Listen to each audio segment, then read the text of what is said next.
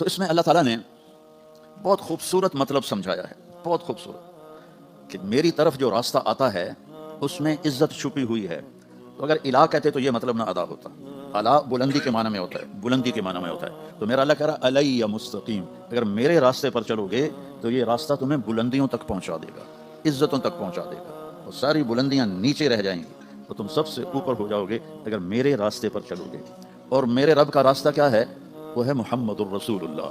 اس لیے میں نے آیت پڑھی تھی خطبے میں، فلا وربک، میرے محبوب مجھے آپ کے رب کی قسم۔ یہ کیا عجیب قسم ہے، مجھے آپ کے رب کی قسم۔ ایسا لگتا ہے جیسے قسم اٹھانے والا رب کوئی اور ہے، اور جس کی قسم اٹھا رہا ہے وہ رب کوئی اور ہے۔ مجھے آپ کے رب کی قسم ہے تو خود، لیکن انداز کیسا ہے؟ فلا وربک، مجھے آپ کے رب کی قسم۔ یہ عربی زبان میں یہ انداز وہاں اختیار کیا جاتا ہے جہاں بہت زیادہ محبت بتانی ہو، تو وہاں یہ طریقہ ہے۔ ہماری اردو میں اس لیے محاورہ نہیں ہے، اور فارسی میں بھی نہیں ہے، انگلش میں بھی نہیں ہے، کسی زبان میں نہیں ہے سوائے عربی کے۔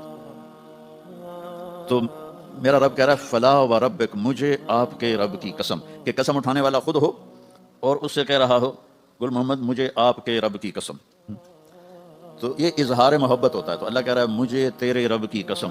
تو اللہ کے سوا کوئی اور رب ہے ہمارے نبی کا؟ میری بات سمجھ رہے ہو؟ وہ کوئی سرتا ہلا ہو، میری بات سمجھ رہے ہو نا؟ کہ کہنے والا کیا کہہ رہا ہے؟ خود رب ہے، خود قسم اٹھا رہا ہے اور کہہ رہا ہے آپ کے رب کی قسم۔ یہ اظہار محبت کی آخری شے ہے۔ میرے محبوب مجھے آپ کے رب کی قسم، یہ برمنگم والوں کو بتا دو جب تک آپ کی غلامی میں نہیں آئیں گے میں ان کا کوئی چیز ان کی قبول نہیں کروں گا۔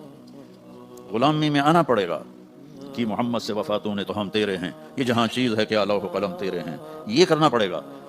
فلا وربک، میرے محبوب مجھے آپ کے رب کی قسم، لا یؤمنون، مجھے ان کا ایمان قبول نہیں ہے، حتی یحکموک فیما شجر بینہم، جب تک آپ کے فیصلے پر یہ راضی نہیں ہوتے مجھے ان کا ایمان قبول نہیں ہے۔ تو میرے رب نے ہمیں راستہ بتا دیا کہ میرے نبی کا طریقہ تمہیں عزتوں تک پہنچا دے گا، عزتوں کی انتہا تک پہنچا دے گا۔ حضرت سفینہ رضی اللہ تعالیٰ عنہ ایک صحابی ہیں، جنگ میں قید ہو گئے روم کی، تو ایک رات موقع پا کے نکلے، وہ بھاگے، آگے دریا تھا، دریا پار کیا، اب آگے پتہ نہیں جانا کدھر ہے۔ سامنے شیر آ گیا، شیر نے تھوڑی اپنی آواز نکالی، تھاڑا، تو وہ کہتے ہیں ایھا الاسد، اب تو ہو گیا ہے، کیوں مولوی صاحب پتہ نہیں کی گلاں کیتی جاندا، یہ ہوا ہے موبائل نہیں توڑا گلاں کردا، کبھی کسی نے سوچا تھا 30 سال پہلے؟ تو وہ تار جڑا ہوا تھا اللہ سے، ایھا الاسد انا مولا رسول اللہ صلی اللہ علیہ وسلم، اے شیر میں اللہ کے نبی کا غلام ہوں، مجھے راستہ دکھا۔ تو شیر جعل یبسبس، یبسبس ہوتا ہے کیسے اپنی دم ہلانا، دم ہلانا کرنا، جیسے گھر میں پالتو کتے ایسے اپنی دم ہلاتے ہیں، تو شیر ان کو آ کے ایسے اس نے دھکا دیا اور اپنی دم ہلانے لگا اور آگے چل پڑا۔ چلتے چلتے چلتے چلتے جہاں صحابہ کا لشکر موجود تھا وہاں جا کے پہنچا کے پھر کھڑا ہو کے ایسے دیکھنے لگا، جی ہن چھٹی ہے چلا جانا۔ انہوں نے فرمایا اذهب جا، وہ واپس چلا گیا۔ یہ عزت ملی ہے در مصطفیٰ سے۔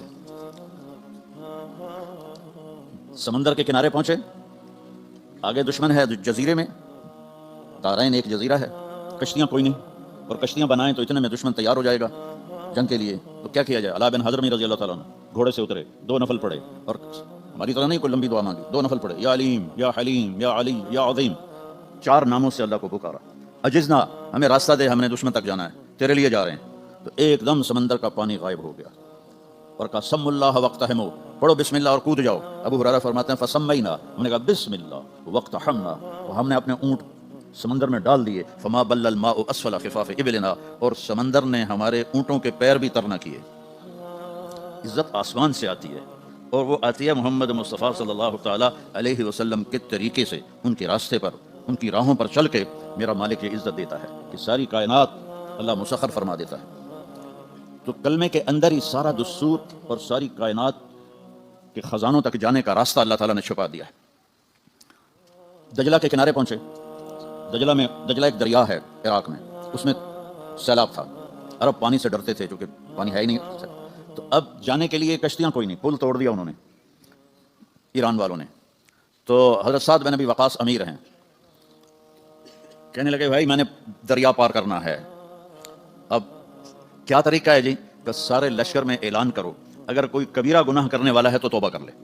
سبحان، بھائی مشقیں بناؤ، کشتی بناؤ، نہیں انہوں نے سوچ وکھری، بھائی اگر کوئی بڑا گناہ کرنے والا ہے، کچھ تو چھوٹے گناہ ہیں، تو کچھ بڑے گناہ ہیں تو بڑے گناہ توبہ سے معاف ہوتے ہیں، چھوٹے ویسے ہی معاف ہو جاتے ہیں۔ تو 36,000 کے لشکر میں ایک بھی کبیرہ گناہ والا نہیں تھا.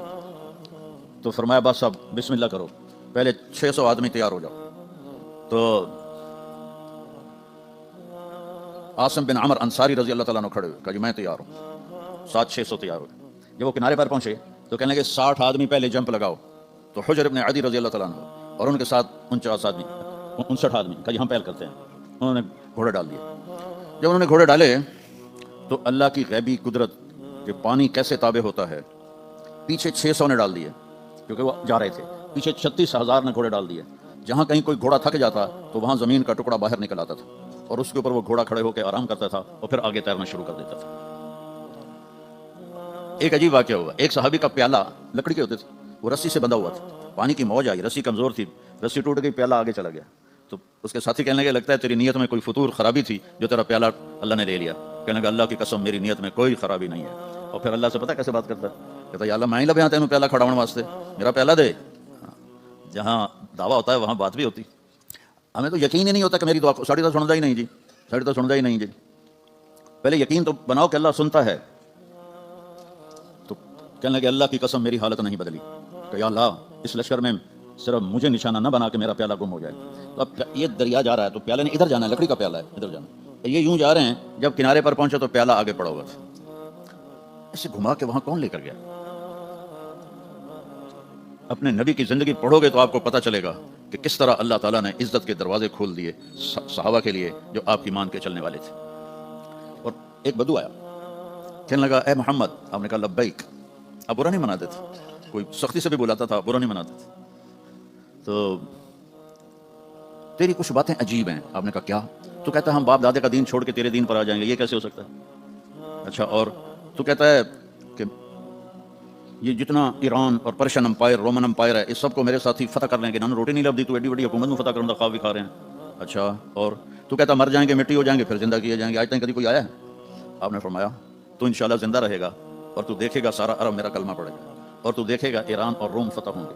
باقی رہ گئی تیسری بات، قیامت کے دن اٹھنے کی، تو تیرا ہاتھ پکڑوں گا اور اس دن تجھے یاد دلاؤں گا کہ ہو گیا کہ نہیں ہو گیا موت کے بعد اٹھنا. وہ بھی کوئی چنگا ڈاٹا جاٹا ہی ہو سکا، نہیں میں نہیں مانتا. واپس چلا گیا. جب مکہ فتح ہوا تو سارا عرب مسلمان ہو گیا. کہنے لگا پہلی غلط ہو گئی. پھر حضرت عمر کا زمانہ آیا تو پرشین امپائر بھی ٹوٹ گئی اور رومن امپائر بھی ٹوٹ گئی. کہنے لگا بھائی دوئی گل بھی ہو گئی، ہوں تری بھی ہو ہی جانی ہے. تو وہ ڈرتا ہوا نا کلمہ پڑھ کے نا تو مدینے آ گیا. جب وہ مسجد میں آتا حضرت عمر موجود ہوتے تو اس کے لیے کھڑے ہو جاتے تھے. تو سارے ساتھی پریشان ہوتے تھے کہ یہ ماڑا جا بندہ ہے، ان واسطے حضرت عمر کھلو جان دین، یہ کیوں کھڑے ہوتے ہیں اس کے لیے؟ تو حضرت عمر نے ان کی آنکھوں میں سوال دیکھ لیا. کہنے کہ تم سوچتے ہوگے کہ میں اس دیہاتی کے لیے کیوں کھڑا ہوتا ہوں؟ کہ جس محفل میں اللہ کے نبی نے اس سے بات فرمائی تھی میں اس محفل میں موجود تھا، جس میں آپ نے کہا تھا کہ جب قیامت کا دن آئے گا تو تیرا ہاتھ پکڑ کے تجھے یاد دلاؤں گا، اور قیامت کا دن جس کا ہاتھ میرے نبی نے پکڑ لیا جنت میں پہنچانے سے پہلے کبھی نہیں چھوڑے گا. تو یہ پکا جنتی ہے، یہ پکا جنتی ہے. بھائی بہنوں، اپنے ہاتھ چھڑا کے محمد مصطفیٰ کے ہاتھ میں دے.